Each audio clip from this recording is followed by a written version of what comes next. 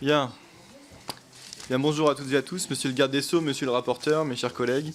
Nous avons le plaisir, monsieur le ministre, de vous accueillir aujourd'hui pour vous entendre sur le projet de loi constitutionnelle relatif à la liberté de recourir à l'interruption volontaire de grossesse après son adoption par le Conseil des ministres le 12 décembre 2023. La Commission des lois a déjà eu l'occasion à plusieurs reprises d'exprimer son attachement à la constitutionnalisation de l'IVG. Je rappelle que dans le contexte de l'émotion suscitée par l'arrêt de la Cour suprême des États-Unis du 24 juin 2022, de nombreuses initiatives parlementaires ont été prises à ce sujet et ont déjà été adoptées. Parce que notre commission a adopté le 9 novembre 2022 la proposition constitutionnelle de Madame Berger visant à garantir le droit à l'interruption volontaire de grossesse. Et le 16 novembre suivant, nous avons fait de même avec la proposition de Madame Panot visant à protéger et à garantir le droit fondamental à l'interruption volontaire de grossesse et à la contraception. L'Assemblée a adopté par suite ces deux propositions dans un ordre différent, le 24 novembre 2022 pour celle de Madame Panot, après retraite de celle de Madame Berger, et qui a été malheureusement largement réécrite par le Sénat le 1er février 2023.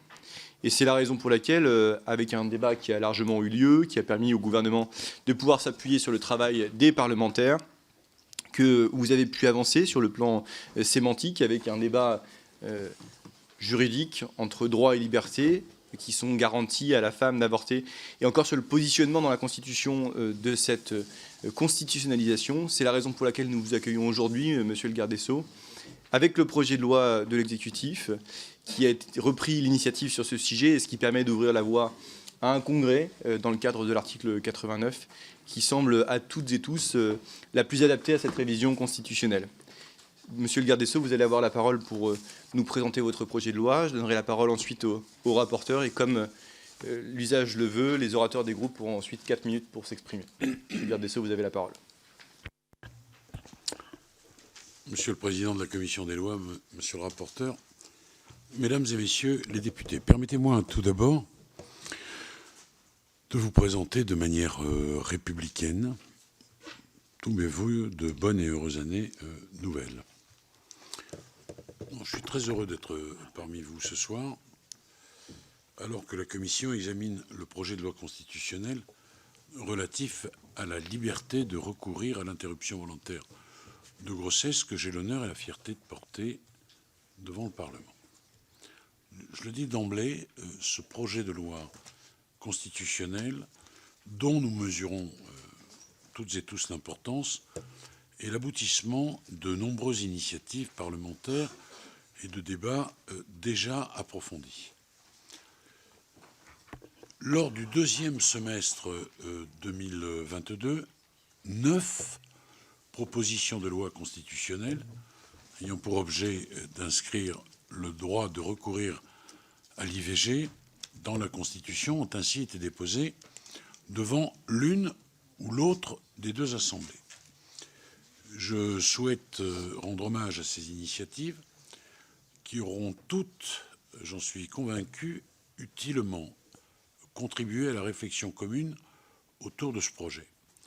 Je veux saluer en particulier l'initiative de l'ancienne présidente Aurore Berger et de la présidente Panot, qui ont permis que l'Assemblée soit moteur de ce projet de révision constitutionnelle. Le projet du gouvernement fait suite à ces travaux et à l'appel qui lui a été lancé et auquel le président de la République a répondu favorablement. C'est en effet le 8 mars 2023, à l'occasion de son discours prononcé en hommage à Gisèle Halimi, que le président a appelé, je le cite, à changer notre Constitution afin d'y graver la liberté des femmes de recourir à l'interruption volontaire de grossesse pour assurer solennellement que rien ne pourra entraver ou défaire ce qui sera ainsi irréversible. Ce projet de loi constitutionnelle entend donc, dans le présent prolongement des intentions des propositions de loi précédentes, et comme s'y était engagé le président de la République, soumettre au Parlement une rédaction d'équilibre parmi celles qui ont été respectivement votées par l'Assemblée et par le Sénat. Ce projet de loi constitutionnelle vise à créer le consensus entre les deux assemblées à partir de constats et d'objectifs partagés. Le constat, tout d'abord, a pu donner lieu à des divergences d'appréciation, mais il me semble désormais clair. Comme le Conseil d'État l'a souligné dans son avis d'une très grande qualité, il n'existe pas aujourd'hui de véritable protection supralégislative du droit ou de la liberté de recourir à l'IVG. La Convention européenne des droits de l'homme ne comporte pas de dispositions spécifiques sur l'avortement. Par ailleurs, la Cour européenne des droits de l'homme considère que le droit au respect de la vie privée et familiale, protégé par l'article 8 de la Convention, ne peut être regardé comme consacrant un droit à l'avortement. Elle renvoie, par conséquent, à la marge d'appréciation de chaque État dans la recherche d'équilibre entre le droit à la vie privée de la mère et la protection de l'enfant à naître. De la même manière, la Cour de justice de l'Union européenne se borne à rappeler, en l'absence de dispositions spécifiques sur ce point, la compétence des États membres et renvoie à l'appréciation du législateur national. Quant au Conseil constitutionnel, il a jugé conforme à la Constitution les différentes lois relatives à l'interruption volontaire de grossesse. Ce faisant, il a examiné l'équilibre ménagé entre, d'une part, la sauvegarde de la dignité de la personne humaine contre toute forme de dégradation et d'autre part, la liberté de la femme qui découle de l'article 2 de la Déclaration de 1789. Le Conseil constitutionnel n'est pas allé plus loin. Il a même pris le soin de souligner au sujet de l'IVG qu'il ne dispose pas d'un pouvoir général d'appréciation et de décision de même nature que celui du Parlement, et qu'il ne lui appartient donc pas de remettre en cause, au regard de l'état des connaissances et des techniques, les dispositions prises par le législateur. Ainsi, vous le voyez, la liberté des femmes de recourir à l'interruption volontaire de grossesse ne bénéficie pas, à ce jour, d'une véritable consécration constitutionnelle. L'objectif du gouvernement est donc tout aussi clair et il rejoint, je crois, les positions déjà exprimées à l'Assemblée nationale et au Sénat. L'objectif de ce projet de loi constitutionnelle est d'accorder à cette liberté une protection constitutionnelle sans toutefois figer la législation actuelle ni créer une forme de droit totalement absolue et sans limite.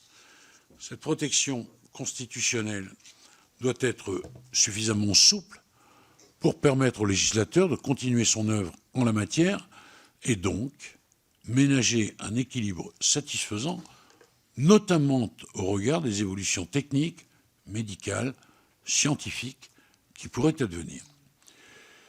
Ce qu'il s'agit d'empêcher, c'est que le législateur puisse un jour interdire tout recours à l'IVG, ou même qu'il en restreigne si drastiquement les conditions d'accès que la substance même de la liberté d'y recourir s'en trouverait alors atteinte.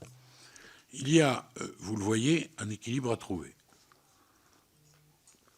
Le gouvernement souhaite donc consacrer pleinement la valeur constitutionnelle de la liberté de la femme de recourir à l'interruption volontaire de grossesse, tout en reconnaissant le rôle du législateur d'organiser les conditions d'exercice de cette liberté.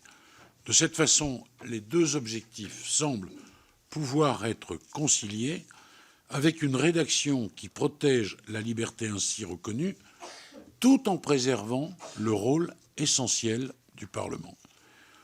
Pour parvenir à cet objectif, le gouvernement a retenu une voie médiane entre les rédactions de l'Assemblée nationale et du Sénat. Le projet de loi comporte une disposition unique ayant pour objet de modifier l'article 34 de la Constitution en y ajoutant, après le 17e alinéa, un alinéa ainsi rédigé. La loi détermine les conditions dans lesquelles s'exerce la liberté garantie à la femme d'avoir recours à une interruption volontaire de grossesse. Le gouvernement a d'abord retenu l'article 34 de la Constitution, comme l'avait fait le Sénat. En termes juridiques, cet emplacement paraît en effet le plus adapté. J'ai déjà eu l'occasion d'indiquer, et les diverses versions votées par le Parlement en sont la preuve, aucun emplacement au sein de la Constitution n'apparaît idéal. Mais le choix de l'article 34 paraît préférable à la création d'un article 66-2 au sein du titre relatif à l'autorité judiciaire et consécutif à l'article 66-1 relatif à l'abolition de la peine de mort. Il faut à ce titre rappeler que la jurisprudence du Conseil constitutionnel reconnaît que l'article 34 de la Constitution peut, contrairement à ce qu'une première lecture pourrait sembler indiquer, accueillir des règles de fond et mettre des obligations positives à la charge du législateur. C'est par exemple ce qui a été fait avec la révision constitutionnelle du 23 juillet 2008, qui a prévu à l'article 34 que la loi fixe les règles concernant notamment la liberté, le pluralisme et l'indépendance des médias. Le projet fait par ailleurs le choix du mot « liberté » plutôt que du mot « droit ». Ce choix, je le sais, a été ô combien commenté, mais sa portée ne doit pas être surestimée.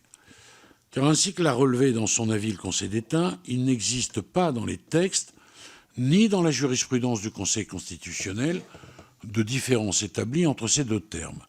Si le gouvernement a choisi ce terme, c'est dans un souci de clarté. Il ne s'agit pas de créer un droit absolu et sans limite, mais de faire référence à l'autonomie de la femme et de garantir ainsi l'exercice d'une liberté qui lui appartient dans les conditions prévues par la loi. Enfin, mesdames et messieurs les députés, le gouvernement a souhaité, par la rédaction qu'il propose, insister sur le fait que si les conditions de cette liberté sont déterminées par le législateur, cette liberté doit rester, dans tous les cas, garantie aux femmes qui en bénéficient. C'est là un point particulièrement important. Ce mot « garantie », issu des travaux menés par votre Assemblée, vise là aussi à exprimer clairement l'intention poursuivie. Que les choses soient bien claires, il ne s'agit pas d'une simple attribution de compétences au législateur, mais bien de la création d'une obligation positive à sa charge, celle de protéger cette liberté que la Constitution garantit, dans les conditions qu'il estime appropriées. L'objectif est bien qu'aucune majorité future ne puisse réellement porter atteinte à cette liberté intangible qu'est celle pour la femme de disposer de son corps. Un mot enfin, si vous le voulez bien, sur les effets attendus de cette révision constitutionnelle. Tout d'abord, c'est un point essentiel, aucune disposition législative en vigueur ne devrait se voir remise en cause par l'adoption de cette révision de la Constitution. Le Conseil d'État l'a lui-même très précisément constaté, est telle et bien l'intention du gouvernement. De manière claire et précise, et pour répondre par anticipation à certaines craintes exprimées ici ou là, la consécration de cette liberté n'emporte pas la remise en question d'une autre ou d'autres libertés, et notamment pas la liberté de conscience des médecins, des sages-femmes, qui permet de choisir de ne pas pratiquer d'interruption volontaire de grossesse si cet acte est contraire à leurs convictions. Cette liberté-là est évidemment préservée. Ensuite, la rédaction proposée entend bien rendre clair le fait que la décision d'avorter n'appartient qu'à la femme enceinte et à elle seule. Elle ne nécessite ni l'autorisation d'un tiers, que ce soit le conjoint ou les parents, ni l'appréciation d'une autre personne, cette liberté est strictement personnelle. Elle est d'ailleurs reconnue à toute femme enceinte et même à toute personne enceinte sans considération de son état civil, sans considération de son âge, de sa nationalité ou de la régularité de son séjour en France. Enfin, j'y insiste, cette rédaction ne vise pas à créer une forme de droit opposable. Le gouvernement n'ignore pas les difficultés matérielles et concrètes qui peuvent encore exister dans l'accès à l'IVG, et notamment sur certaines parties du territoire. Il s'agit là d'un autre sujet qui n'est pas d'ordre constitutionnel. En effet, nous sommes réunis aujourd'hui pour réviser notre Constitution, pas pour voter je ne sais quelle mesure relevant du périmètre du ministère de la Santé et qui ne ménage pas ses efforts pour améliorer l'accès à l'IVG partout sur le territoire. Des annonces ont d'ailleurs été faites, pas plus tard qu'il y a quelques instants, au QAG.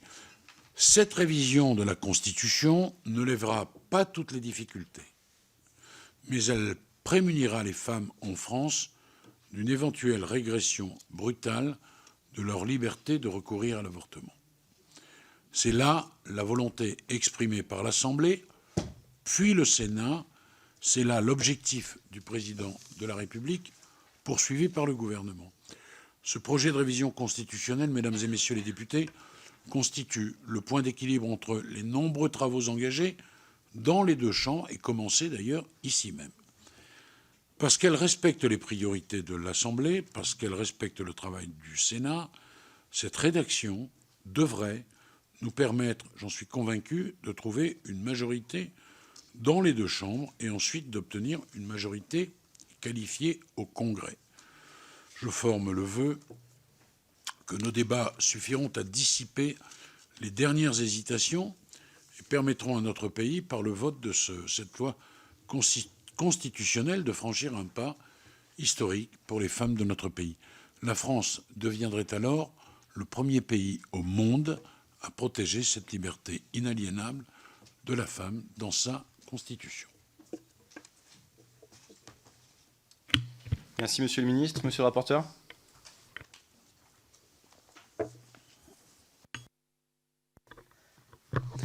Merci, Monsieur le Président, Monsieur le Ministre, mes chers collègues. Merci, Monsieur le Ministre, pour votre présentation du projet de loi constitutionnelle soumis au Parlement par le gouvernement.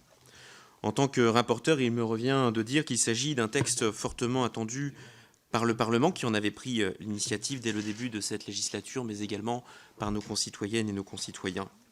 Les membres de la majorité présidentielle, des groupes de la France insoumise, socialistes, écologistes, de la gauche démocrate et républicaine en avaient pris l'initiative, et on ne peut que saluer le choix du président de la République de remettre l'ouvrage sur le métier pour permettre une adoption rapide et autonome de cette révision, j'en formule le vœu. Le Parlement a travaillé en bonne intelligence et nous nous devons de poursuivre sur cette voie. Pour mémoire, en novembre 2022, l'Assemblée nationale a adopté à une large majorité, 337 voix pour contre 32, une rédaction fruit d'un consensus transpartisan qui reconnaissait la garantie du droit à l'IVG et à un accès effectif à celui-ci. Dans la foulée, le Sénat, qui avait jusqu'alors fait valoir sa réticence à l'inscription de l'interruption volontaire de grossesse dans la Constitution, a également adopté une rédaction, certes moins ambitieuse, mais dont le sens était néanmoins clair et historique. Les deux chambres souhaitent faire aboutir une révision constitutionnelle sur ce sujet, c'est le message qui était alors envoyé. Que les choses soient claires ici, mes chers collègues. Nous respectons l'opinion de ceux qui s'interrogent sur l'opportunité d'inscrire le droit à l'IVG dans la Constitution. Réformer notre Constitution est un acte fort. Il est la volonté que nous exprimons, nous, constituants, d'inscrire le choix du peuple présent pour le peuple futur. Réformer notre Constitution, c'est au fond marquer le présent pour protéger l'avenir. Pour la suite de nos débats, je crois qu'il faut malgré tout circonscrire le périmètre de nos discussions. Je veux le dire clairement en préambule de nos discussions, ce que ce projet est et ce qu'il n'est pas. Il ne s'agit pas aujourd'hui de discuter du cadre législatif en vigueur, ni de préparer de futures évolutions législatives visant à élargir la liberté de recourir à l'IVG. En aucun cas. Nos débats seront scrutés en cas de contentieux et les intentions du gouvernement et du Parlement doivent être claires. La rédaction soumise n'implique nullement une évolution du droit existant et ne saurait être source d'un nouveau contentieux, par exemple par voie de question prioritaire de constitutionnalité. Le Conseil d'État est on ne peut plus clair et précis sur ce point.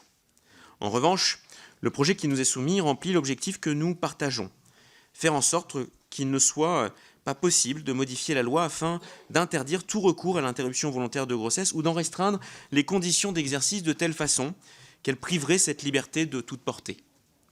L'adoption de ce texte nous paraît indispensable pour renforcer la protection juridique de cette liberté. La Constitution recense déjà de nombreux droits et libertés, sans distinguer d'ailleurs ces deux notions qui valent l'une pour l'autre dans ses préambules, mais également dans ses articles. Laïcité, égalité entre les femmes et les hommes, interdiction de la peine de mort, libre administration des collectivités territoriales, droit d'asile et bien d'autres. Il n'y a donc pas d'incohérence ou de risque à reconnaître un nouveau droit.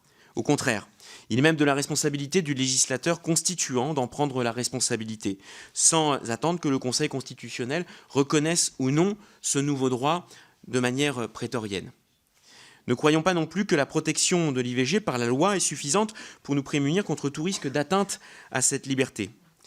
Certes, le Conseil constitutionnel a admis la conformité à la Constitution des différentes réformes concernant l'interruption volontaire de grossesse. Il a considéré que le législateur avait toujours respecté l'équilibre entre la liberté de la femme, telle qu'elle découle de l'article 2 de la Constitution, et la sauvegarde de la dignité de la personne humaine contre toute forme de dégradation. Notons cependant 3 limites à cette protection. Premièrement, s'il admet sa constitutionnalité, le Conseil n'a jamais reconnu l'IVG comme un droit ou une liberté fondamentale en soi, comme il a pu le faire dans d'autres cas, la liberté d'enseignement par exemple. Deuxièmement, le Conseil n'a jamais eu à se prononcer sur une restriction du droit à l'IVG et on peut s'interroger sur sa capacité à déclarer inconstitutionnelles de telles dispositions sur le fondement de l'équilibre qu'il a défini et qui repose sur une interprétation déjà extensive de l'article 2 de la Déclaration des droits de l'homme et du citoyen. Troisièmement, le Conseil reconnaît sur cette question un large pouvoir d'appréciation au législateur, ce qui est bien normal compte tenu du silence des textes constitutionnels en la matière. C'est cette ambiguïté, cette incertitude que nous souhaitons lever sans priver le juge constitutionnel de son office. La modification de l'article 34 renvoie explicitement à la prérogative du législateur pour encadrer cette liberté qui ne saurait être absolue. L'ajout du mot « garantie », principale évolution par rapport à la rédaction du Sénat qui est très largement reprise par ailleurs, doit renforcer la protection désormais de rang constitutionnel de cette liberté contre d'éventuelles atteintes à l'avenir. A l'inverse, la suppression du mot « garantie », je vous le dis, rétablirait une incertitude sur l'intention du constituant, voire même indiquerait que celui-ci, à contrario, n'a pas souhaité garantir ce droit, ce qui serait contre-productif. C'est pourquoi nous resterons impérativement attachés à ce mot. Plus largement, concernant l'ensemble de la rédaction qui nous est proposée par le projet de loi constitutionnelle, je vous le dis, chers collègues, je pense qu'elle est la plus robuste et la plus opportune sur le plan juridique. Au regard des auditions que j'ai menées, de l'avis du Conseil d'État, avis particulièrement positif concernant la rédaction qui est proposée, il est important de le souligner. Et des travaux de nos collègues sénateurs, je défends la position aujourd'hui que cette rédaction est précise et ne crée aucune ambivalence concernant l'objectif que nous poursuivons. L'emplacement retenu à l'article 34 de la Constitution fait sens au regard de notre histoire constitutionnelle et de son évolution. Il n'a aucunement pour conséquence de donner moins de portée à la liberté ainsi garantie. Cette rédaction est enfin de nature à garantir une protection qui respecte le choix individuel de chaque personne qui souhaite recourir à une interruption volontaire de grossesse. Je pense par ailleurs que cette rédaction est de nature à nous permettre de trouver un accord avec nos collègues sénateurs car elle repart des travaux de qualité qu'ils ont menés sur le sujet au début de l'année 2023 et qui ont ouvert le chemin vers la présentation de ce projet de loi constitutionnelle. C'est la raison pour laquelle je n'ai pas déposé le moindre amendement et que je vous inviterai à retenir la rédaction qui nous est proposée. Cela n'enlève rien à l'importance des débats que nous aurons sur les amendements qui ont été déposés et qui nous permettront, je le pense, de mettre en lumière l'objectif poursuivi et les choix juridiques qui ont conduit à cette rédaction. Cette révision intervient dans un contexte, mes chers collègues, qui inquiète celles et ceux qui défendent les droits des femmes. Rappelons qu'en Europe et aux États-Unis, ce droit est menacé, et partout à travers le monde. L'arrêt de la Cour suprême américaine nous a rappelé que même dans un pays aussi développé et attaché aux libertés que les États-Unis, un recul du droit à l'avortement est possible. Je ne transpose pas leur situation juridique à notre pays, mais force est de constater que ce droit, comme disait Simone de Beauvoir, n'est jamais acquis et qu'il peut suffire d'une crise pour que les droits des femmes soient remis en cause. En Pologne, en Hongrie, les gouvernements mettent en place et ont mis en place de nouvelles barrières à l'accès à l'IVG, comme l'obligation d'écouter le cœur du bébé ou l'interdiction d'avorter en cas de malformation du fœtus. Le droit européen ne nous apporte aucune garantie par ailleurs en la matière, car la Cour européenne des droits de l'homme et la Cour de justice de l'Union européenne laissent une grande marge d'appréciation aux États. Les militants dits anti-choix sont par ailleurs très actifs en France et reçoivent d'importants financements. Les entraves prennent des formes de plus en plus pernicieuses.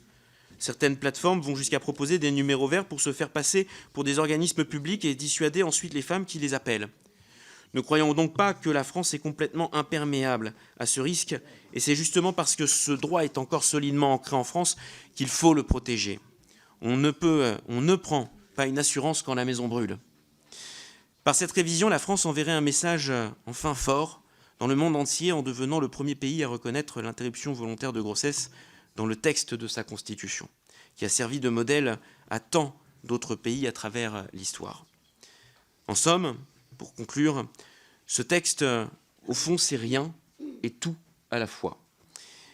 Il n'est rien parce qu'il ne vient pas bouleverser le droit existant. Il n'y touche pas. Mais il est tout parce qu'il crée un bouclier non régressif pour le futur en érigeant la liberté de recourir à l'interruption volontaire de grossesse parmi les libertés fondamentales devant être garanties par un état de droit au XXIe siècle. Je vous remercie. Merci. Alors on va passer aux orateurs des groupes. On commence par Madame Sarah Tanzili pour le groupe Renaissance.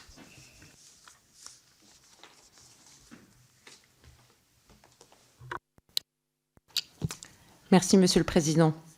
Monsieur le garde des Sceaux, Monsieur le rapporteur, mes chers collègues, nous y sommes.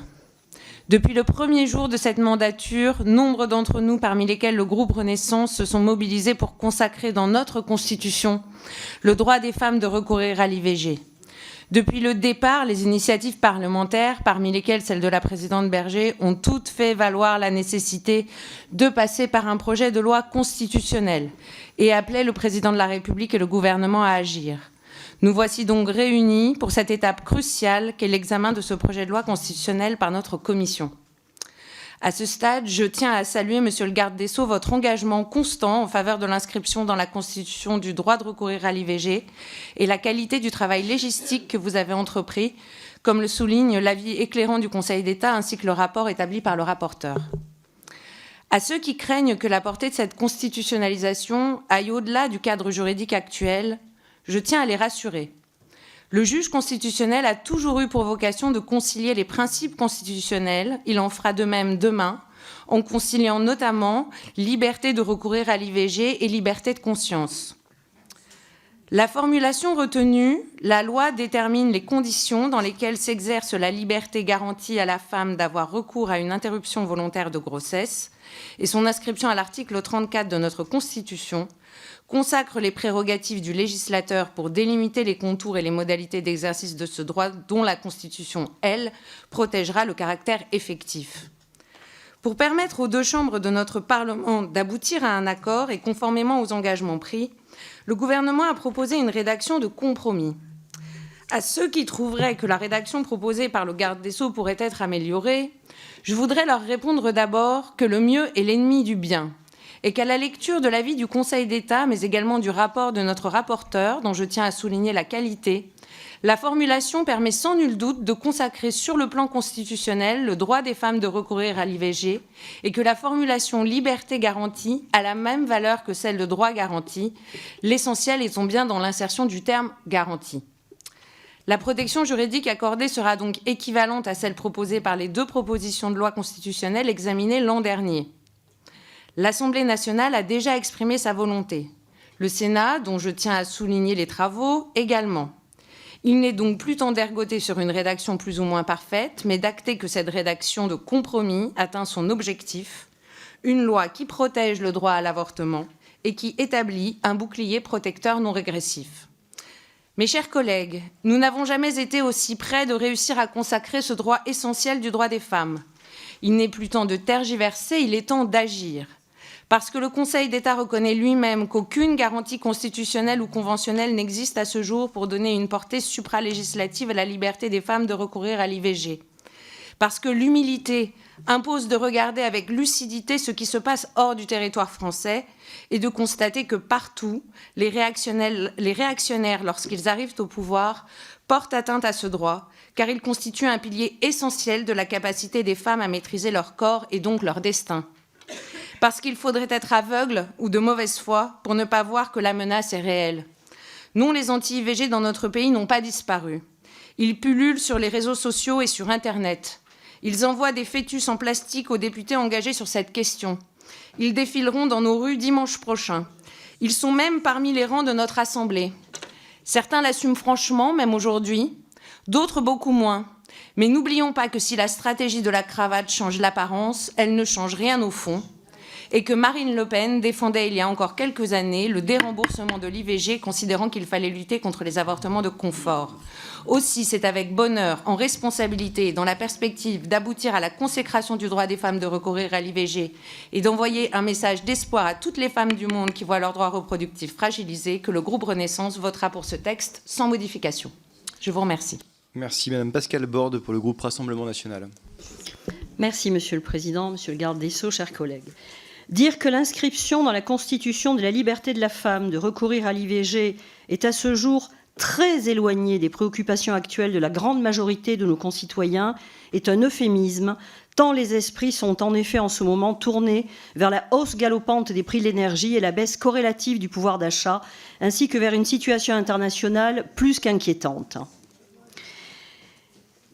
C'est également un texte peu utile, et ce pour des raisons conjoncturelles. En effet, personne ne souhaite en France aujourd'hui, dans la classe politique, remettre en cause l'accès à l'IVG, que ce soit dit.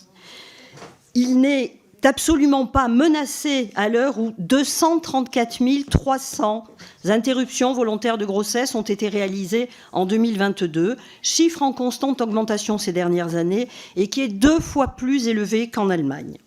C'est en outre un texte peu utile pour des raisons juridiques. En effet, la liberté de la femme de recourir à une IVG, comme toute liberté, quelle qu'elle soit, ne peut être absolue, car elle doit se concilier avec d'autres libertés, droits et principes, comme le principe de la dignité humaine ou encore la liberté de conscience des personnels de santé, qui est aussi une liberté constitutionnelle. Par ailleurs, cette inscription nécessitera, si elle est votée, de refondre une partie du Code de la santé publique et du droit médical pour assurer à tout prix cette nouvelle liberté constitutionnelle, ce qui, au regard de l'état actuel de notre système de santé, n'est pas souhaitable. D'aucuns mettent en avant l'aspect symbolique de la démarche, mais la Constitution n'est pas un texte symbolique. La Constitution adoptée par le peuple par référendum en 1958, à l'époque, le référendum n'existait pas que dans les livres. Cette Constitution fixe les principes essentiels et les droits fondamentaux qui permettent une vie en société. À ce titre, certains constitutionnalistes estiment qu'inscrire cette liberté dans notre Constitution n'est pas responsable car la norme constitutionnelle doit être un point d'ancrage et notre droit un élément de stabilité de l'ordre juridique et non l'exutoire des désirs de certains. Au demeurant, comment peut-on considérer que la liberté garantie à la femme d'avoir recours à une IVG puisse s'imposer comme un droit fondamental, alors que la liberté d'avoir recours à une IVG n'est en réalité qu'une possibilité dérogatoire au droit à la vie qui est inscrit dans la loi Veil. Il y a là quelque chose qui ressort d'une incompatibilité absolue. Alors pourquoi ce texte qui n'est menacé par personne et qui juridiquement ne s'impose pas? Les auteurs de ce nouveau projet, tout en reconnaissant que la liberté n'est nullement menacée dans notre pays, invoquent désormais un inventaire à la Prévert. Nous avons tout d'abord une croisade que notre pays se devrait d'entreprendre sur notre continent et partout dans le monde, comme si nous n'avions pas assez de problèmes en France. En second lieu, il est invoqué le fait que la France serait ainsi l'un des premiers pays au monde et le premier en Europe à reconnaître dans sa Constitution cette liberté. Bon.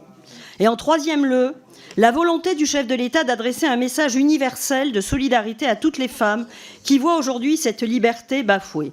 Or, La sauvegarde des droits et libertés des femmes ne se réduit pas à un sombre concours pour savoir qui est le premier, ni à une croisade à travers le monde, et encore moins à un message universel donné à la terre entière, a fortiori lorsque ces mêmes droits et libertés ne sont pas, loin s'en faut, efficients en France. Les femmes, où qu'elles vivent dans le monde, méritent mieux que cette vulgaire course à la gloriole. Madame Mathilde Panot pour le groupe La France Insoumise. Merci Monsieur le Président, Monsieur le Ministre, Monsieur le Rapporteur, collègues. Alors que nous commençons l'examen de ce texte, je voudrais rappeler que la législation sur l'IVG n'a jamais été une évidence, comme vient de nous le rappeler l'intervention de l'extrême droite à l'instant. Cette législation est née d'un long processus historique d'acquisition de droits civils, sociaux et politiques pour les femmes en France.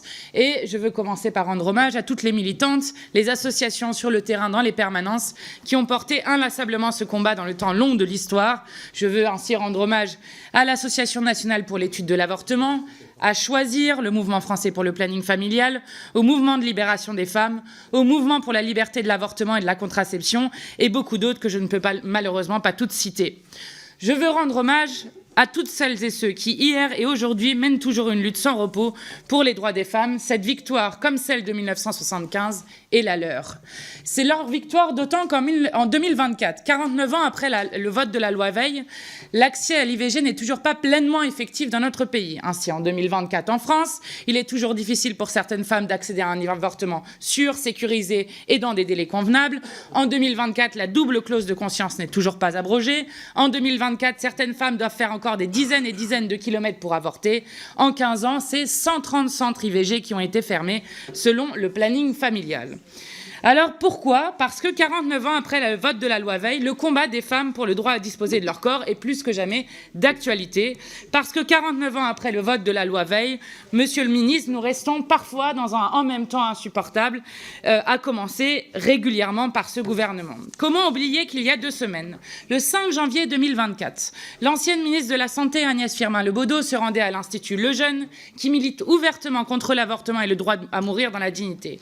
Comment oublier que la nouvelle ministre de la Santé, Catherine Vautrin, alors députée LR en 2017, saisissait le Conseil constitutionnel et lui demandait de censurer la loi relative à l'extension du délit d'entrave à l'interruption volontaire de grossesse. Surtout, comment oublier qu'il y a seulement un mois, le décret censé autoriser les sages-femmes à pratiquer des IVG instrumentales, issues de la loi Gaillot, est si contraignant qu'il en contredit l'objectif même de la loi, faisant ainsi régresser le droit à l'IVG. Je vous le dis avec d'autant plus de force, Monsieur le ministre, qu'en France, en Italie, aux États-Unis et dans beaucoup d'autres pays du monde, les anti-choix battent le pavé avec bien souvent des victoires de l'extrême droite à travers le monde. Leur mot d'ordre est évidemment la régression. En Andorre, sera rendu demain le verdict du procès de Vanessa Mendoza Cortez, militante pour le droit à l'avortement dans un pays où l'IVG est considéré comme un crime. Elle l'est jugée pour avoir dénoncé ce fait devant l'ONU. Ainsi, il est plus qu'urgent d'acter la garantie de ce droit et par là d'envoyer un signal aux femmes qui se battent dans le monde entier.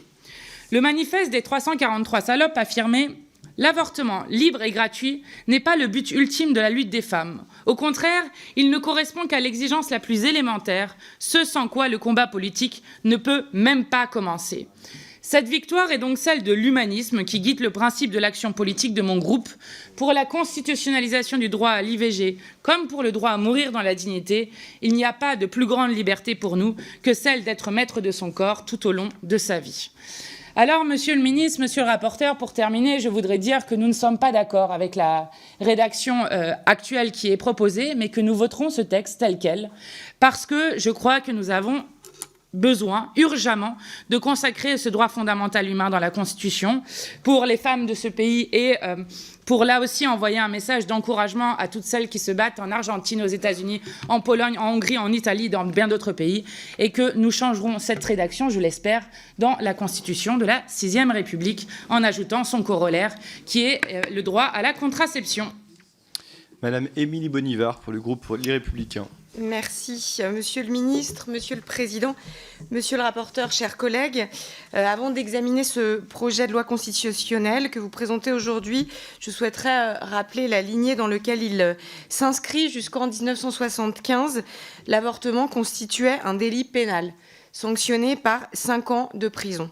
Les médecins pouvaient être condamnés à une interdiction d'exercer. Les femmes concernées étaient contraintes de se rendre à l'étranger ou de recourir à des avortements clandestins avec tous les risques que l'on connaît.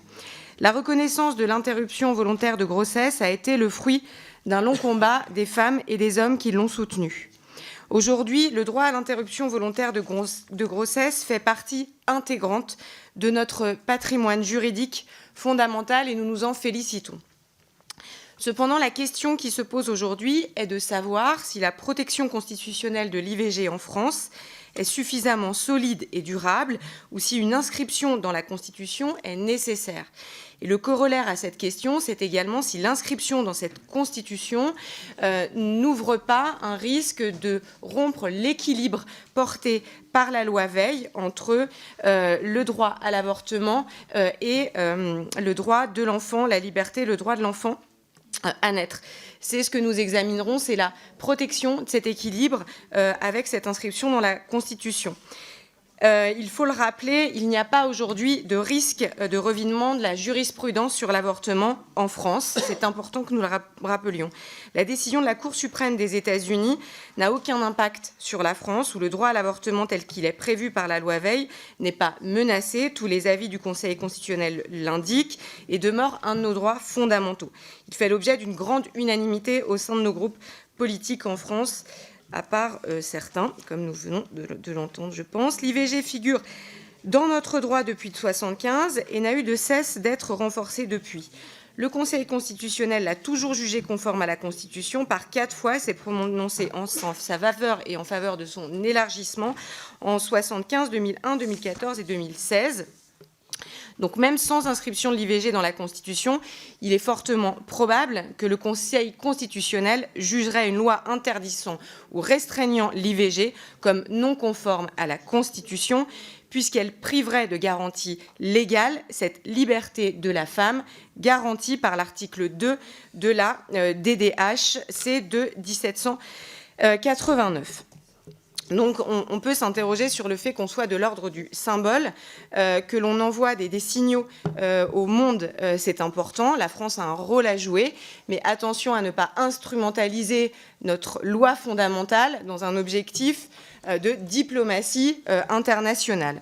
Ou en tout cas, si nous le faisons, il faut éviter qu'un risque incertain, qui est le risque du recours à l'IVG en France, se transforme en un risque nouveau en matière juridique et d'ouverture de contentieux sur la question de l'IVG. Selon l'exposé des motifs, cette révision de la Constitution vise, comme je l'ai dit, à adresser un message universel et de solidarité aux femmes qui voient leur liberté bafouée. Mais je souhaite le rappeler, Simone Veil, elle-même, en décembre 2008, n'avait pas recommandé de modifier le préambule, ni d'intégrer à la Constitution de droits et libertés liés à la bioéthique, laquelle intégrait l'IVG. Et Simone Veil avait refusé d'y inscrire des dispositions, avait indiqué qu'il fallait refuser d'y inscrire des dispositions de portée purement symbolique. Les députés LR sont attachés à l'équilibre de la loi Veil de 1975 qui repose sur la conciliation entre la liberté des femmes et la protection de l'enfant à naître. Nous aurons donc beaucoup de questions sur l'articulation de la garantie que vous indiquez dans cet article, de la garantie de cette liberté, l'articulation avec la liberté de conscience des médecins et Merci. Également les droits de l'enfant à naître. Je vous remercie. Monsieur Erwan Balanant pour le groupe démocrate. Merci Monsieur le Président, Monsieur le garde des Sceaux, mes chers collègues. Alors, clin d'œil de l'histoire, demain, alors que notre commission débattra du projet de loi constitutionnelle relatif à la liberté de recourir à l'interruption volontaire de grossesse, cela fera 49 ans que la loi Veil aura été promulguée, donnant ainsi aux femmes la liberté de disposer de leur corps et de choisir leur maternité. Depuis, plusieurs lois ont élargi et amélioré le cadre de prise en charge de l'IVG. Malheureusement, ce droit que nous pensons fondamental et inaliénable n'est pas à l'abri de régression ou pire, d'abrogation. Les multiples atteintes en Europe et en outre-Atlantique en sont la triste réalité. L'onde de choc provoquée par la décision historique de la Cour suprême américaine bouleverse nos convictions et brise le mouvement que l'on croyait continu des progrès du droit des femmes à disposer de leur corps. Alors, les paroles de Simone de Beauvoir à Claudine Monteil, diplomate et signataire du manifeste des 343 au lendemain de l'adoption de la loi Veil à l'Assemblée nationale, sont criantes de vérité. Nous pouvons gagner, mais temporairement. Il suffira d'une crise politique, économique et religieuse pour que les droits des femmes, nos droits, soient remis en question. Votre vie durant, vous devrez demeurer vigilante. Cette vigilance est en réalité l'affaire de toutes et de tous, femmes et hommes. Députés de tous bords, elle est aussi notre affaire. Nous devons nous interroger sur notre capacité à anticiper de tels revers en France, et il est de notre devoir de protéger la liberté de recourir à l'IVG de toute crise politique, économique et religieuse. Rappelons que si nous débattons aujourd'hui, c'est que le droit à l'IVG ne bénéficie pas de la protection la plus forte qui soit. Son inscription dans notre norme suprême. Et je n'oublie pas que le Conseil constitutionnel, depuis 2011, a rattaché la liberté de recourir à l'IVG à la liberté de la femme qui découle de l'article 2 de la Déclaration des droits de l'homme et du citoyen. Cependant, il ne lui a jamais été conféré de valeur constitutionnelle. Symbole, diront les uns, véritable protection, diront les autres, il n'en demeure pas moins que la constitutionnalisation de l'IVG permettra de se prémunir de toute velléité de remise en cause de cette liberté par la loi. Et alors que 82% des Français et des Françaises, évidemment, se déclarent favorables à cette constitutionnalisation, elle serait par ailleurs un signal fort et utile pour le reste du monde, car à ce jour, aucune constitution ne reconnaît ce droit de façon positive. Le 24 novembre 2022, notre Assemblée a adopté à une large majorité transpartisane une proposition de loi constitutionnelle garantissant aux femmes l'effectivité de l'IVG ainsi que son égal accès. Le 1er février 2023, le Sénat adopte à son tour cette proposition de loi avec une nouvelle rédaction. Le texte qui nous est proposé aujourd'hui est le fruit d'un équilibre entre nos deux positions, retenant les mots « interruption volontaire de grossesse » afin de ne laisser subsister aucune ambiguïté, consacrant l'existence d'une liberté et reconnaissant le rôle du Parlement dans l'établissement des conditions dans lesquelles s'exerce cette liberté garantie par la Constitution. Gouvernement, politique, élus, citoyens, je crois qu'un même élan nous étreint tous désormais. Alors si nous actons que nous avons un consensus pour réviser la Constitution, cela ne doit pas se faire à la légère. Et le groupe démocrate salue à ce titre la décision du président de la République de recourir à un projet de loi constitutionnelle et de ce fait à un vote des parlementaires réunis en Congrès. Je vous remercie. Madame Marie-Noëlle Battistel pour le groupe socialiste. Merci, Monsieur le Président, Monsieur le Ministre, Monsieur le rapporteur, chers collègues. 49 ans après l'adoption de la loi Veil, ce texte constitutionnel qui traite d'un sujet sociétal venant mobiliser les consciences de chacun et en particulier celle des femmes est très attendu. En 2018 déjà, nous avions présenté un amendement à la réforme constitutionnelle afin de reconnaître dans le préambule de la Constitution de 1946 le droit d'avoir accès à une contraception adaptée et gratuite ainsi que de recourir librement à l'interruption volontaire de grossesse. En 2019, nous reprenions cet amendement sous la forme d'une proposition de loi constitutionnelle qui n'avait pas obtenu alors l'aval de la majorité. Mais ce projet de loi constitutionnelle qui inscrit l'interruption volontaire de grossesse dans notre norme fondamentale est un acte profondément politique qui vient traduire juridiquement la volonté de la communauté nationale d'inscrire dans les règles qui régissent son fonctionnement la possibilité pour la femme de disposer librement de son corps. Nul doute que la portée de nos propos aujourd'hui résonnera bien au-delà des murs de notre commission pour des milliers de femmes à travers le monde. Le renversement de l'arrêt par la Cour suprême américaine, la mobilisation de toutes les associations féministes, le dépôt de 6 propositions de loi ainsi que l'adoption par les 2 chambres d'un projet visant à la constitutionnalisation de l'IVG ont poussé le président de la République à s'engager en ce sens. Alors si ce projet de loi constitutionnelle n'est pas parfait dans sa rédaction, nous ne pouvons que nous en satisfaire. Nous en satisfaire d'abord car il vient répondre à un enjeu politique, celui de créer un bouclier contre une régression de la liberté de recourir à l'IVG. À ceux qui opposent qu'il n'existe pas de menace imminente sur le droit d'avorter en France, nous opposons le contre-exemple des 7 États américains ayant interdit l'IVG, même en cas de viol ou d'inceste, celui de la Pologne, où désormais seules les IVG en cas de viol ou de danger pour la vie de la mère sont autorisées, de la Hongrie, qui oblige désormais les femmes souhaitant avorter à écouter battre le cœur du fœtus. L'inexistence de tels risques en France aujourd'hui ne saurait pour autant préjuger du maintien d'un statu quo, d'autant que les entraves à l'IVG prennent des formes de plus en plus pernicieuses de la part des mouvements anti-choix qui trompent les femmes peu ou mal informées pour les inciter à poursuivre leur grossesse. Nous en satisfaire ensuite car il vient répondre à un enjeu juridique, celui de garantir une protection qui est aujourd'hui absente au niveau constitutionnel et européen. La constitutionnalisation créerait ainsi une base juridique robuste en droit interne en permettant que la survenance d'une loi régressive puisse être censurée par le Conseil constitutionnel. Enfin, nous en satisfaire car il vient répondre à un enjeu sociétal de garantir aux femmes la nécessaire libre disposition de leur corps afin d'assurer une égalité réelle, pleine et entière entre les femmes et les hommes. Alors oui, la rédaction est perfectible. Nous aurions préféré la consécration d'un droit plutôt que celle d'une liberté afin de garantir un véritable droit fondamental à l'IVG sans qu'il soit rattaché à la liberté personnelle. Nous n'aurions pas introduit l'IVG à l'article 34, mais plutôt à l'article 1er, article écrin des droits. Nous aurions souhaité que la contraception y figure également, mais nous savons que les victoires féministes ont toujours été le fruit de compromis. Sans accommodement, Simone Veil ne serait pas parvenue à faire adopter la loi sur l'avortement. 50 ans plus tard, c'est toujours le cas. Nous tenons toutefois à insister sur 2 points, Monsieur le ministre. Tout d'abord, sur la notion indispensable de garantie.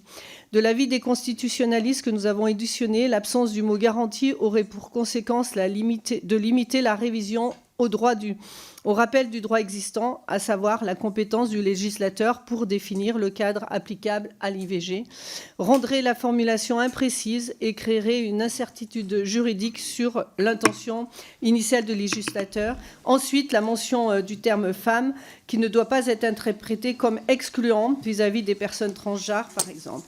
Parce que nous savons que cette rédaction est le résultat d'un compromis avec le Sénat, parce qu'il est important de mettre sévèrement en échec les profits et d'avancer collectivement sur la protection de ce droit, parce que des millions de femmes partout dans le monde nous attendent. Nous avons donc opté pour une position responsable, acceptant le compromis et ne déposant pas d'amendement. Je vous remercie. Madame Anne-Cécile Violent pour le groupe Horizon. Merci, Monsieur le Président. Monsieur le garde des Sceaux, Monsieur le rapporteur, chers collègues. Le 24 juin 2022, outre-Atlantique, la Cour suprême des États-Unis rendait une décision relative à l'interruption de grossesse qui envoya une onde de choc à travers le monde.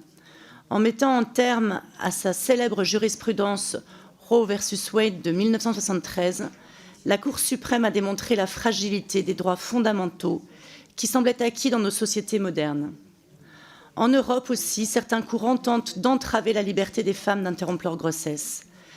La France, fort heureusement, est aujourd'hui dans une situation très éloignée de celle des États-Unis. Le droit à l'IVG ne fait plus aujourd'hui l'objet d'aucune remise en cause par les partis politiques de tous bords. Certes, des mouvements concentrés et relativement minoritaires portent toujours une voix pro-vie. Notre réaction à l'évolution de ce droit doit donc être mesurée. Néanmoins, face à ce retour en arrière, nous devons montrer l'exemple. Consacrer cette liberté au sommet de la hiérarchie des normes ferait de la France l'un des premiers pays au monde et le premier en Europe à protéger, au sein de sa Constitution, la santé physique et psychique des femmes contre les risques que présente un avortement dans la clandestinité. En héritier de Simone Veil, nous nous prémunirions ainsi contre la possibilité d'un retour aux faiseuses d'anges près de 50 ans après la loi fondatrice du 17 janvier 1975, en empêchant la remise en cause par la loi de la liberté d'avoir recours à l'interruption volontaire de grossesse. C'est un message fort envoyé aux hommes et aux femmes du monde entier. La pertinence de l'inscription de cette liberté dans notre Constitution a été confirmée par l'avis du 7 décembre 2023 rendu par le Conseil d'État. Celui-ci a noté que la liberté de recourir à l'interruption volontaire de grossesse ne fait aujourd'hui l'objet d'aucune consécration en tant que telle dans la Constitution française, dans la Convention européenne de sauvegarde des droits de l'homme et des libertés fondamentales ou en droit de l'Union européenne. Elle n'est pas davantage consacrée par la jurisprudence de la Cour européenne des droits de l'homme ou de la Cour de justice de l'Union européenne, qui renvoient toutes deux à l'appréciation des États, la recherche d'équilibre entre le droit à la vie privée de la mère et la protection de l'enfant à naître. Dans sa décision du 27 juin 2001, le Conseil constitutionnel a fait le choix d'adosser la valeur constitutionnelle de la liberté de la femme de recourir à l'IVG à celle de la liberté de la femme prévue par l'article 2 de la Déclaration des droits de l'homme et des citoyens. Dès lors, le groupe Horizon et Apparentés est favorable au projet de loi constitutionnelle relatif à la liberté de recourir à l'interruption volontaire de grossesse, en ce qu'il insère à l'article 34 de la Constitution un alinéa qui précise que la loi détermine les conditions dans lesquelles s'exerce la liberté garantie à la femme d'avoir recours à une interruption volontaire de grossesse. La rédaction choisie emporte notre approbation, car elle précise que c'est à la loi de garantir l'effectivité et l'accès à l'IVG, en d'autres termes, qu'il revient aux représentants de la nation de déterminer les conditions dans lesquelles ce droit est exercé. Ainsi, la liberté de recourir à l'IVG sera protégée de façon pérenne, tout en continuant à être encadrée par un processus démocratique. D'autre part, l'emploi d'une formule positive permet d'assurer la constitutionnalité d'un certain nombre de dispositifs importants dans notre droit, et notamment la clause de conscience des médecins et des sages-femmes. Le groupe Horizon tient enfin à saluer le fait que la rédaction retenue soit une synthèse de compromis des écritures adoptées dans les deux chambres. Résolument attaché à la liberté de choisir, notre groupe parlementaire sera toujours guidé par la volonté d'empêcher une quelconque remise en cause de l'équilibre défini par la loi Veil. Nous voterons donc en faveur de ce projet de loi constitutionnelle dans la rédaction proposée. Je vous remercie. Madame Sandra Regol, pour le groupe écologiste. Merci, Monsieur le Président. Monsieur le Ministre, oui, ça a été dit, répété, les conquêtes féministes ont fait de l'IVG une liberté en France, un droit des femmes à décider de leur corps et donc de leur vie. Ce n'est pas un combat récent, c'est un combat de nos aînés, ces féministes qui ont été vilipendées pour avoir les mots trop hauts, ces avorteuses, ces faiseuses d'anges qui étaient poursuivies par la justice et dont aujourd'hui l'histoire reconnaît l'apport et comment elles ont pu sauver des vies. Ces femmes, ces féministes, elles étaient de tous bords, mais elles partageaient un combat commun. Elles ont tracé le sillon qui nous amène aujourd'hui à ce texte qui est une suite, mais certainement pas une finalité. Il n'est qu'une étape dans le long processus qui est celui de notre empouvoirment. Car oui, comme toujours, nos droits peuvent être mis en danger. Ils le sont aujourd'hui. Ils le sont dès lors qu'ils ne sont pas institués. On pense naturellement aux USA, à la Pologne, on l'a répété ici, à tous ces pays où en fait la bascule politique produit une fracture directement dans le socle fondamental de nos droits et où les femmes sont toujours les premières victimes. Mais en France aussi, ça existe. Les collègues en ont parlé également. Ces faux sites d'aide aux femmes dans lesquels il s'agit principalement de les orienter vers un refus de leurs droits et un refus de leur choix. Je pense également à cette campagne dont on est ici nombreuses à avoir été victimes des réseaux anti-IVG, des réseaux anti-droits, qui, pour nous menacer, nous faire peur, ou je ne sais pas pourquoi d'ailleurs, nous envoyaient des fœtus en plastique par la poste. Que d'argent si mal dépensé. En tout cas, on est quelques-unes ici en avoir été les victimes. Je pense également et surtout à ces déserts médicaux qui font que l'accès à l'IVG n'est géographiquement pas une égalité. Et je pense encore plus à ces médecins, ces gynécologues, qui aujourd'hui encore culpabilisent les femmes, tentent de les faire revenir sur leur choix. Ces médecins contre lesquels on bute parfois, on sait combien dans nos proches, dans nos circonscriptions, dans nos familles ou même dans ces assemblées, combien en ont été victimes, beaucoup trop malheureusement, et aujourd'hui encore. Alors il y a un point commun à toutes ces menaces, un point commun qui est très politique, et nous y revenons, c'est le choix des réactionnaires. Le choix des réactionnaires que de toujours empêcher les femmes de disposer de leur corps, parce que cette liberté-là est une liberté contre laquelle toujours ils s'opposent. C'est le choix de les tenir à distance et quelque part de les tenir en laisse pour éviter qu'elles puissent décider de leur avenir et que collectivement nous décidions de notre avenir. En notre Assemblée, d'ailleurs, certains en sont encore à légiférer sur le ventre des femmes pour nous obliger à produire selon certains quotas. Les mêmes qui opposent les droits des femmes à ceux d'un fœtus, ceux qui refusent de construire l'histoire de demain, l'histoire des femmes et de la France. Or, constitutionnaliser, ce n'est pas banaliser, ça a déjà été dit, c'est sanctuariser un droit, celui des femmes. Ce n'est pas démultiplier les recours à l'IVG, ce n'est pas nier le choix de celles qui ne veulent pas y recourir, c'est s'assurer que quoi qu'il arrive, l'histoire ne se déroulera pas à rebours et que nos droits ne repartiront pas. C'est aussi inscrire la France dans l'histoire, celle du premier pays à agir pour une part de constitutionnalisation de ce droit. Alors certes, nous aurions préféré la formulation travaillée par notre collègue Mathilde Panot, celle qui permettait de garantir l'accès au droit et incluait dans sa version première le droit à la contraception. On aurait pu imaginer aussi constitutionnaliser le délai à 14 semaines.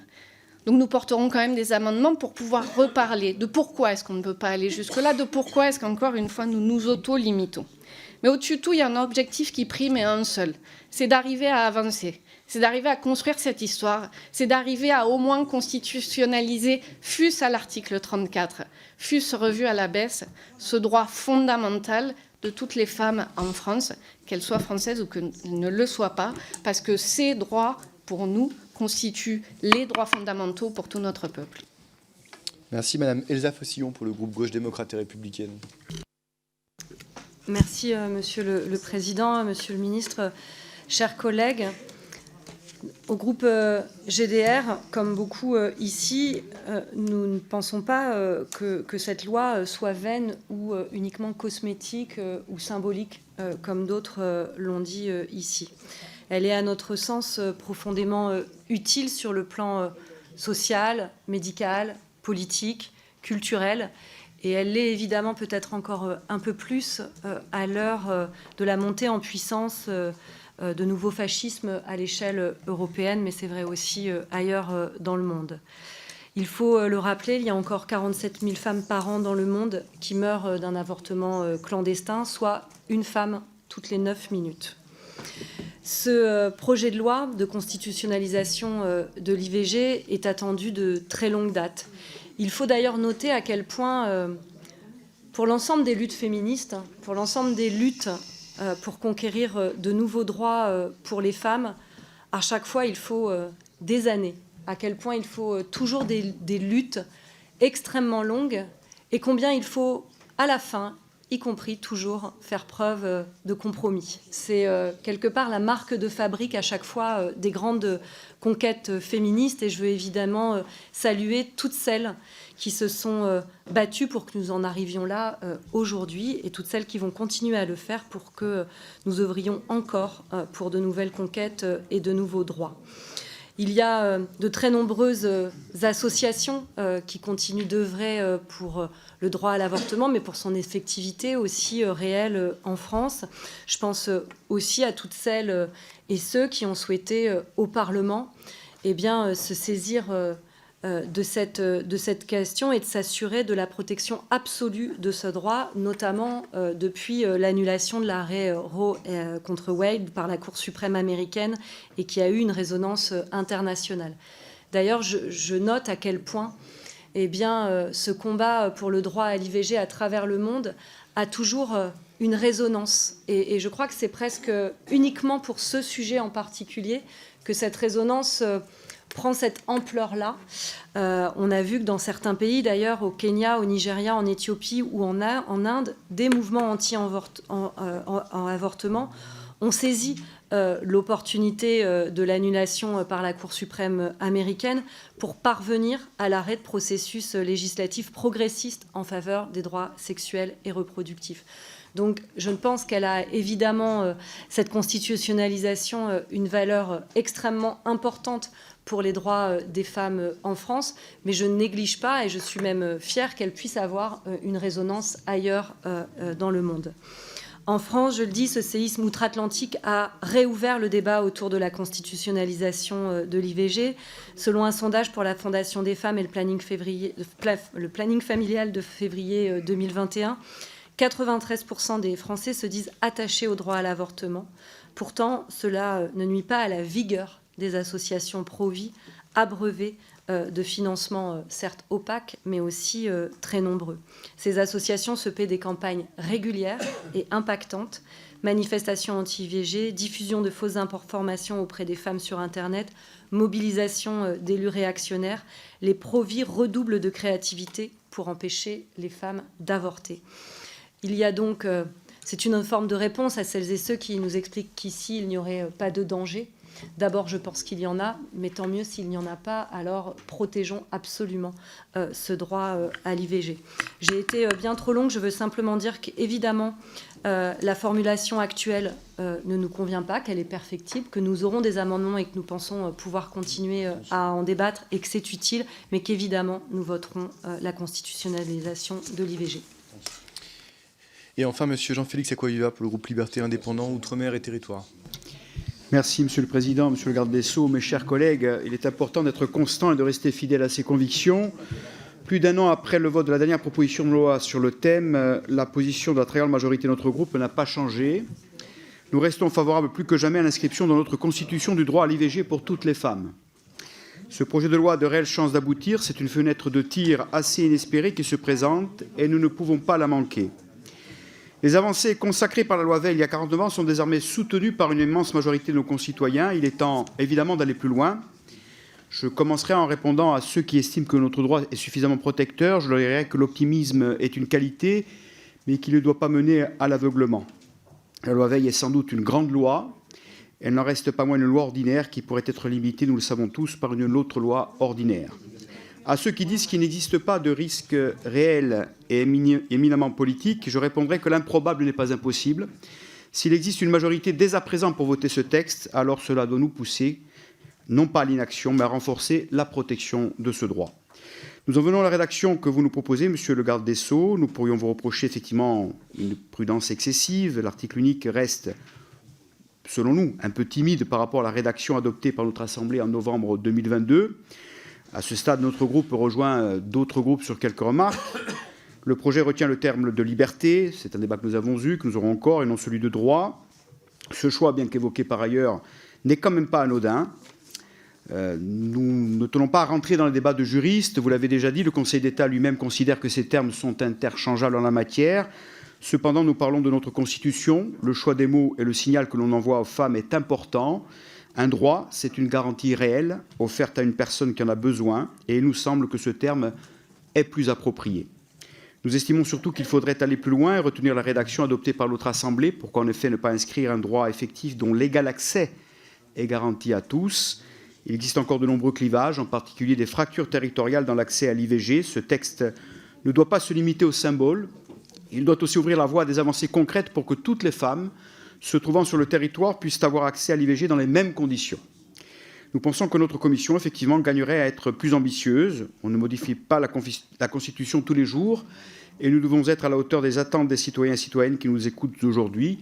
Néanmoins, nous nous associons à l'élan de responsabilité qui traverse la plupart des bancs des groupes d'aujourd'hui en insistant sur le fait que ce qui compte, c'est quand même d'aboutir au renforcement de la protection de ce droit par l'inscription dans la Constitution. Je vous remercie. Alors, j'ai donné la parole au garde des Sceaux pour la réponse aux orateurs des groupes, avant le rapporteur et ensuite les questions qui sont inscrites. Merci, Monsieur le Président. Je veux remercier Anne-Cécile Violent qui a rappelé les termes du Conseil d'État. Le Conseil d'État, il nous dit quoi? Il nous dit que la liberté de recourir à l'interruption volontaire de grossesse n'est garantie par rien. Ni par la Constitution, nous le savons, c'est l'objet de notre réunion de nos travaux, ni par le Conseil constitutionnel, ni par la Convention européenne de sauvegarde, par sa jurisprudence, ni par la Cour de justice de l'Union. À soi seul, et de façon intrinsèque, ça justifie que nous inscrivions la liberté et la garantie de la liberté dans la Constitution, car le Conseil d'État nous le rappelle à toutes et à tous, ça n'est pas le cas aujourd'hui. Madame Borde, un tout petit mot, je vais être rapide et je suis sommé de l'être par votre président, qui est le maître des horloges. Symbolique, la Constitution, mais dois-je vous rappeler que c'est dans la Constitution que la couleur du drapeau, que la langue française, que notre devise est inscrite. Donc il y a aussi une portée symbolique. Et elle est extrêmement importante dans la période que nous traversons. Il est important de dire, dans le texte le plus haut, que la liberté, et non, en fait, non, mais c'est oui, pourtant, de disposer de son corps pour une femme entre dans la Constitution. Et puis, moi, l'universalisme, la France des Lumières, moi, je suis toujours heureux, fier et ému quand la France des Lumières peut éclairer le monde entier et dire que ça vient de chez nous, d'un travail transpartisan. À ce propos, deux mots. Ils ne sont pas des mots de flagornerie, je ne suis pas un flagorneur. Merci, Madame Panot, de dire à la fois que le texte, vous ne l'aimez pas bien, mais qu'au fond, vous allez le voter. Et vous avez raison, je vais vous dire pourquoi. Et je vais vous dire quelle a été notre méthode. Le président de la République avait dit, d'abord, on va suivre avec beaucoup d'intérêt, de bienveillance, les initiatives parlementaires. Bon, les initiatives parlementaires, elles ont abouti. Le texte, Madame Panot, que vous avez présenté, je l'ai soutenu. Aurore Berger a retiré son texte. Puis on est allé au Sénat. Bon, au Sénat, il y avait le texte de Madame Vogel, il y avait toute une discussion. Qu'est-ce qu'il y a de commun? Énormément de choses.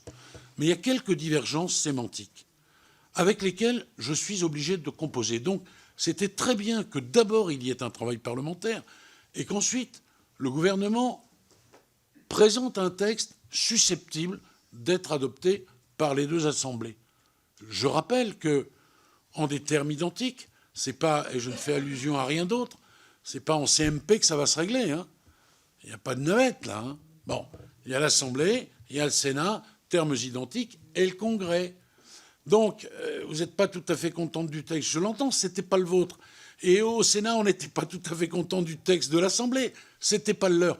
Mais quand même, quand on regarde, et quand on regarde en plus le petit ajout sémantique du Conseil d'État, on a un texte extrêmement équilibré. Et c'est maintenant ou jamais, si j'ose dire, où on joue ce jeu. On est transpartisan, et on fait une œuvre collective qui vient qui est née au Parlement et qui se terminera au Parlement, ou bien on le fait capoter pour un mot, pour une virgule.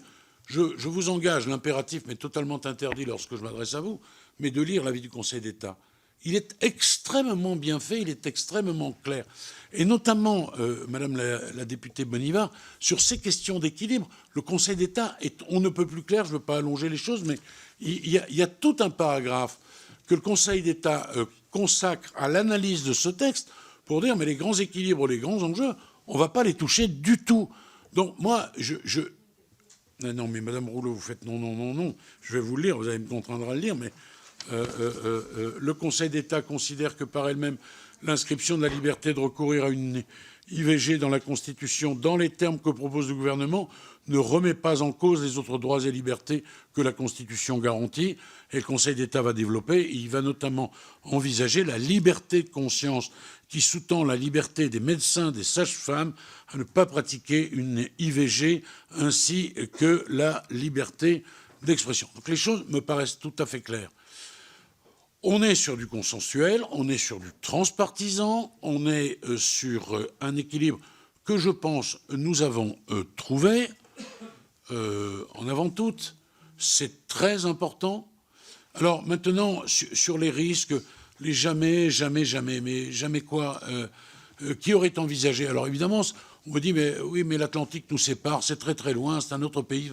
Oui, enfin, il y a 50 ans que ça durait, c'est fini. La Hongrie, la Pologne, et des gens qui envoient encore, notamment aux députés, des fœtus en plastique. Donc il y a dans ce pays des forces qui n'ont aucune envie de l'avortement et de cette liberté fondamentale pour les femmes. Et je le dis sans incriminer qui que ce soit. Alors je pense que ça aussi, c'est bien au-delà des partis, mais il se trouve essentiellement à l'extrême droite. Ensuite, chacun y retrouve les siens ou pas, mais c'est une réalité, elle a été exprimée tout à l'heure par Sarah Tanzili.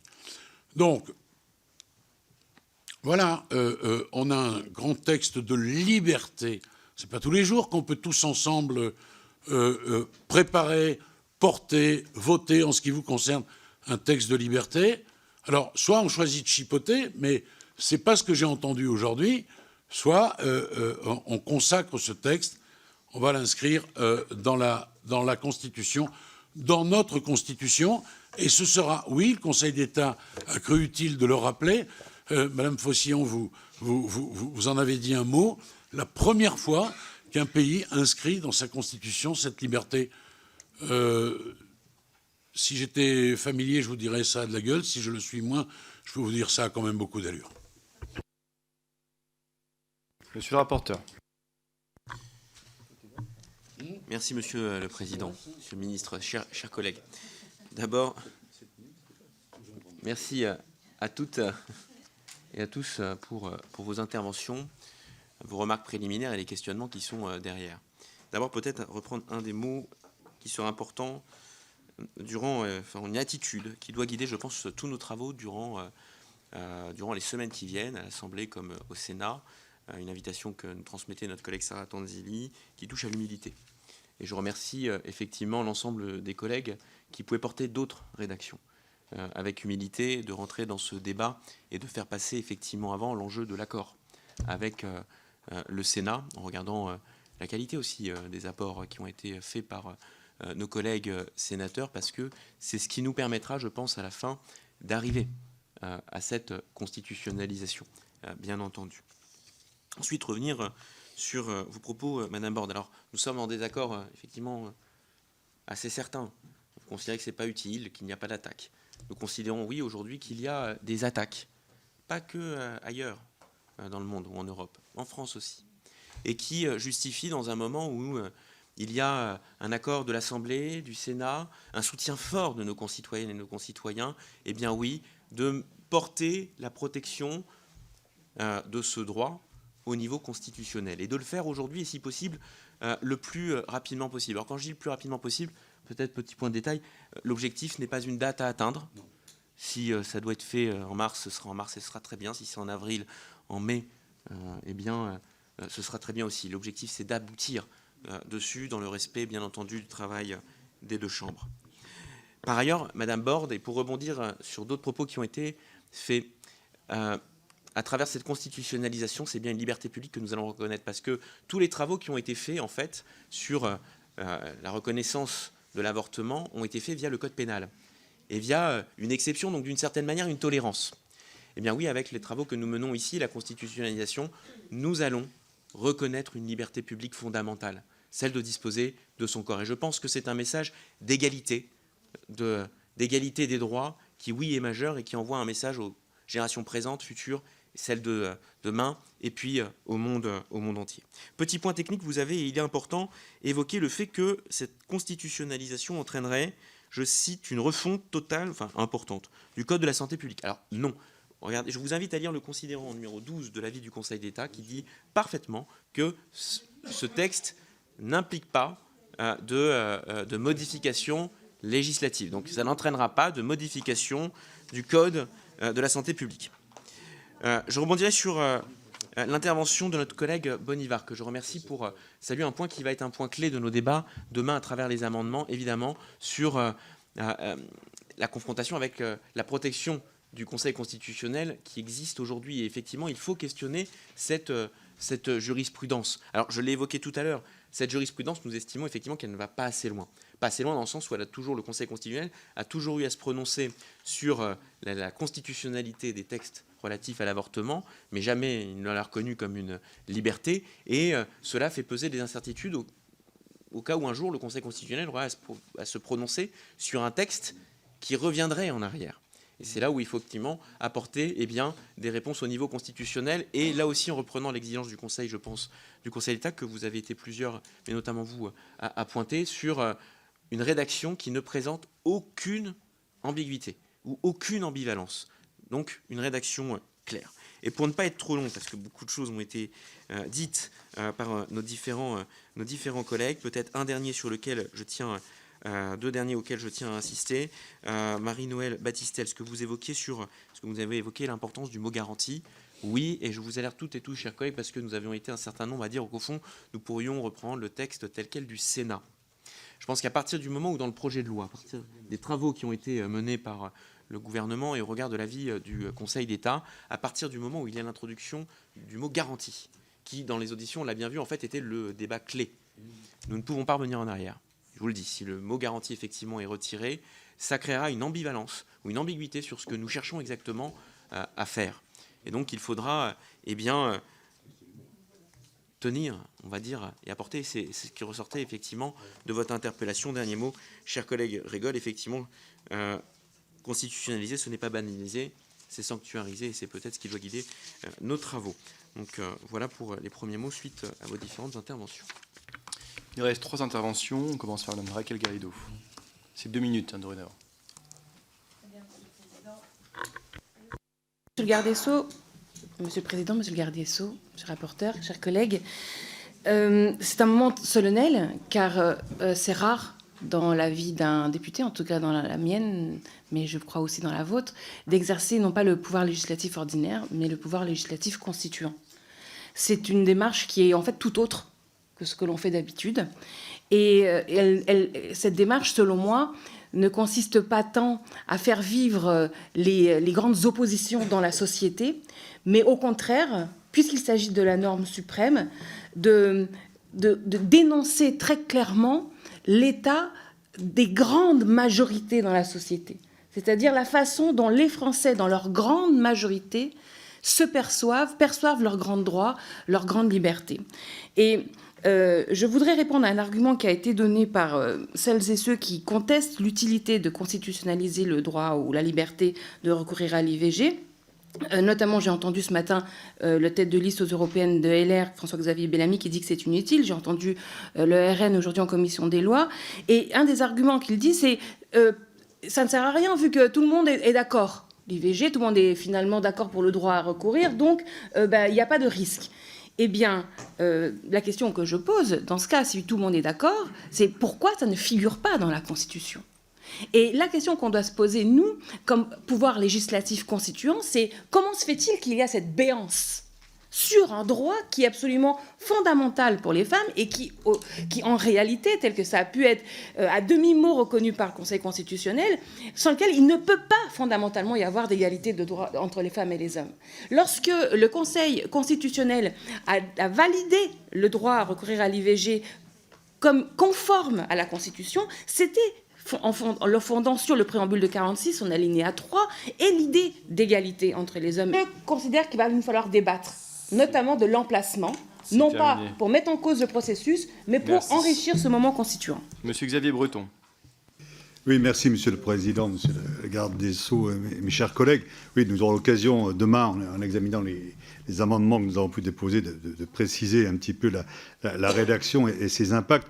Mais je voulais quand même tout de suite aller à l'encontre d'une affirmation qui consiste à dire la France va être le premier pays à inscrire l'IVG dans la Constitution. J'entendais Monsieur le garde des Sceaux dire que ça aurait de la gueule, ou ça aurait de l'allure, hein, vous avez rectifié.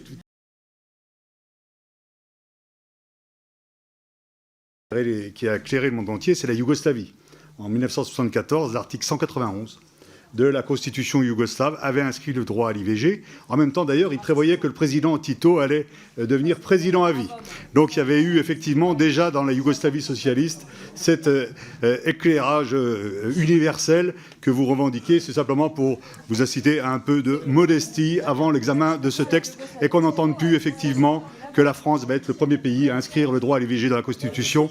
C'était déjà fait il y a maintenant 50 ans, puisque c'est en 1974 avec la Yougoslavie. Chacun. Madame Marietta Karamanli. Alors, merci, Monsieur le Président, Monsieur le rapporteur et Monsieur le ministre. 3 hommes, effectivement, qui portent quelque part aujourd'hui une volonté parlementaire, puisque c'est la volonté parlementaire, vous l'avez dit tout à l'heure, de passer par cette évolution. Et donc, en tant que femme et parlementaire, je suis vraiment ravie d'arriver là aujourd'hui à cet objectif qui a été recherché depuis très longtemps. Même la volonté de soutenir cette démarche, elle était supérieure.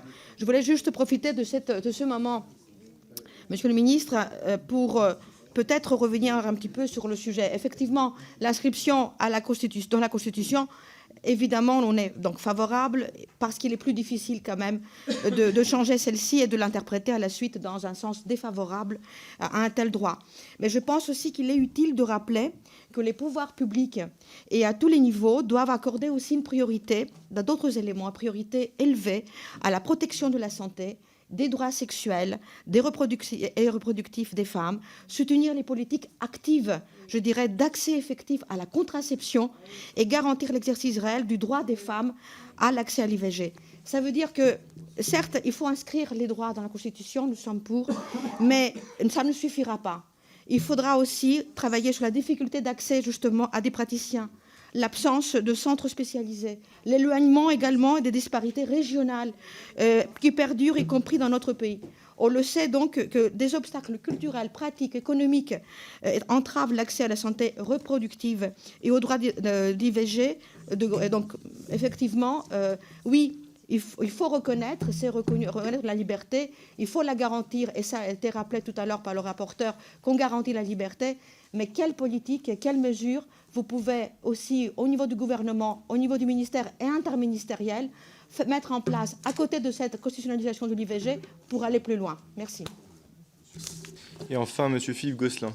Merci, Monsieur le Président. Quelques mots à mon tour pour replacer dans le contexte. Le contexte, celui qui a été un peu politique, c'est celui de l'arrêt de la Cour suprême des États-Unis. Et on fait une transposition un peu rapide, un peu facile. Moi, je rappelle que le système juridique américain, celui de la Cour suprême, n'a rien à voir avec le nôtre, et comparaison n'est pas raison. Donc, 4 fois, et la dernière fois c'était en 2016, c'est pas en 75, le Conseil constitutionnel s'est prononcé sur la constitutionnalité de l'IVG en France, et je crois que sur le plan constitutionnel, en réalité, il n'y a pas de risque d'atteinte, même avec un changement de majorité, parce que je crois qu'aujourd'hui, ce droit à l'avortement, il fait partie du bloc, d'une certaine façon, de constitutionnalité, avec un certain nombre d'autres de grands principes dans la continuité de la décision du Conseil constitutionnel de 71, qui était l'acte fondateur. Quand on a dit ça, on y voit finalement plus un débat politique que juridique. On rappellera aussi la petite guéguerre de PPL entre la présidente Panot et la présidente Berger, qui ont dégainé à quelques heures d'intervalle pour essayer de préempter le sujet. C'est bon aussi de l'avoir en tête, sans naïveté. Il y a derrière tout ça une occasion de réunir quelques éléments de gauche pour oublier qu'il y a des fissures ou des fractures qui sont arrivées un peu avant Noël, notamment. Bref, quand on a dit ça, non, mais les LR vont bien en ce moment, rassurez-vous, tout va bien. Mais écoutez, que chacun s'occupe de ses têtes de liste aux européennes et on en reparlera, chers amis, chers collègues. Bref, ou ministre, pareil, chacun y trouvera son bonheur à n'en pas douter et plus longuement que mes 2 minutes. Bref, nous avons, vous l'avez compris, un certain nombre de questions de fond qu'il est important d'aborder. Ça, c'est l'objet des amendements dont nous débattrons demain, qui ne se veulent absolument pas de l'obstruction, mais des réponses à des questions précises. Une révision de la Constitution, ce n'est pas rien. C'est la voie de l'article 34 qui est utilisée. Mais quelles sont ses garanties? Que sont ses droits et libertés en l'occurrence? Tout ça, nous le verrons demain et ça sera l'objet de nos amendements. Et donc, véritablement, enfin, Mme Cécile Untermaier. Très rapidement pour dire quand même que c'est un combat que nous menons depuis quand même quelques années, puisque Marie-Noëlle Battistel a parlé de 2018 et 2019, des amendements que nous avions déposés. Nous avons également déposé une proposition de loi à ce sujet en ancrant cette protection à l'article 1er de la Constitution, mais nous acceptons totalement les avancées qui ont été faites, parce que finalement, c'est le compromis qui doit aboutir dans la loi fondamentale. Moi, ma première remarque, c'est que je ne comprends pas qu'on puisse s'opposer à la création d'un droit. On ne vous oblige pas à aller à l'IVG. On vous demande simplement de permettre aux personnes qui en ont exprimé la volonté de pouvoir le faire. Donc, je crois que la création d'un droit, c'est toujours un moment important et joyeux finalement dans notre arsenal législatif. Ma deuxième remarque, c'est que effectivement cette inscription, si elle arrive dans la Constitution, et c'est une grande victoire collective, elle engage aussi Elle nous engage, nous, législateurs, mais elle engage aussi le gouvernement sur la mise en œuvre, les conditions dans lesquelles se déroulera cette IVG. Et je voulais simplement, à ce sujet, parler de la clause de conscience. Moi, je suis d'accord avec la clause de conscience que peut opposer un médecin qui ne veut pas effectuer cet acte. Mais il y a dans la clause de conscience l'obligation pour ce même médecin de diriger vers un autre médecin en capacité de le faire. Et il faut bien admettre que ce dispositif-là, il n'est jamais mis en place. Donc nous pourrons, à ce sujet, rappeler les exigences et les responsabilités de chacun. Ça me paraît tout à fait essentiel. Et puis, je rejoins le rapporteur et je le remercie pour l'excellence de son propos. Le terme « garantir » est indispensable. Nous avions déjà bataillé sur le garantir ou favoriser en matière d'environnement. Et je vois que là, on bataille sur le terme « garantir » et nous serons à vos côtés sur ce sujet. C'est bon. Si, je veux dire un mot. Monsieur Garde des Sceaux. Mais pourquoi ça se passe pas comme ça? Pourquoi ça se passe pas comme ça dans l'hémicycle? Mais c'est pas moi qui pose la question aux députés, hein. C'est les députés qui me posent des questions. Ah oui, mais écoutez, si vous me rappelez de mauvais souvenirs, alors... Parce que c'est pas moi qui préside. Monsieur le rapporteur.